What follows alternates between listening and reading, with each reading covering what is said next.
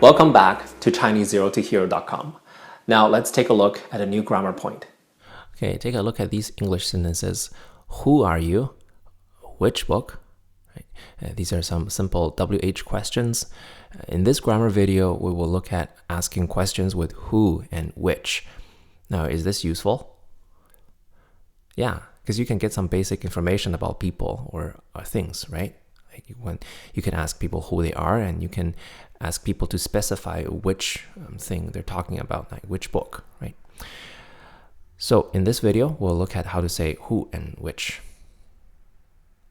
Let's turn our textbook to page 23, and let's take a look at note number 1.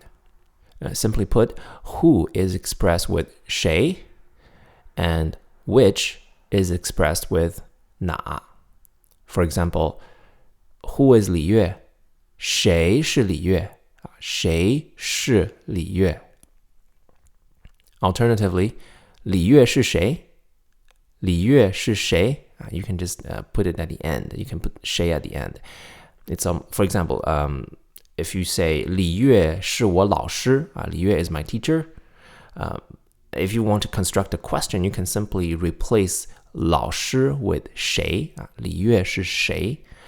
Question words in Chinese is almost like a blank. Like if you start with the answers and if you erase the answers and put a blank in there and substitute the blank with a question word like 谁, then you have a Chinese question, right? So Chinese statements and questions follow exactly the same order. They don't switch around like English sentences, right? So you don't have to say who is 李月. You can just say 李月 is who, right? 李月 is who. 李月是谁? 李月是谁? But if we have a pronoun in the question, for example, who is she, then we cannot say 谁是她. We cannot put 谁 in front. Okay, we don't have this option anymore because she is a pronoun. 谁是她 cannot work. We have to say 她是谁. 她是谁. So it's safer just to put the question word at the end instead of at the beginning, right? So it's one less thing to remember. When you ask a question in Chinese, just it's safe to put the question word at the end. 他是谁? 李月是谁? Who is he? 他是谁? Again, Chinese doesn't distinguish gender in pronunciation, but they do in writing. 他是谁? 他是谁? 他是 Ken. All right, moving on to which. So see on the top of the screen, the word which can be used like this. 哪 plus measure word plus a noun. For example, which person would be 哪个人? 哪个人? The measure word here is 个, and the noun is 人. Right? So which person is 哪个人? See, this is different from English, right? Because we need a measure word between 哪 and 人. So you can't just say which person, you have to say which unit of person. 哪个人? 哪个人? 个 is a generic measure word for most things. You can think of it as like a unit. Okay, 哪个人, like which unit of person. We're going to look at measure words a little bit later. If you're talking about books, if you're asking for which book, then you need to substitute a different measure word. You need to substitute the word 本. 本 is a measure word for books. It's like which volume of book, okay? Which volume of book? 哪本书? 哪本书? Very good.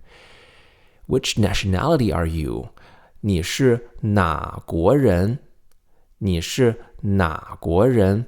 This is a little bit different because you don't need a measure word. 国 itself acts like a measure word here, right? 你是哪国人? Asking for nationality. Right? Just remember, asking for nationality, all you have to ask is 你是哪国人? Right? Just remember the phrase 哪国人, then you can ask for nationalities. 我是中国人，你是哪国人？我是中国人。你呢？你是哪国人？ Okay, great. Now time for a quick practice. So how do you say who are you? 你是谁? Very good. How do you say which book? which is 哪本书哪本书 Notice how the tone on 哪 changes to a second because 本 is third, right? 2 third tones in a row, 哪 and 本 together, then 哪 will become a second tone, right? Tone change from first lesson. 哪本书哪本书 Which nationality are you? How do you say this? What nationality are you? 你是哪国人 Very good. Yeah. So here, the pronunciation of 哪 remains third tone, right? Because 国 is a second tone, so it doesn't change tones. 你是哪国人 Okay, very low and then rise. 哪国人 Thanks for watching. Now see you in the next video.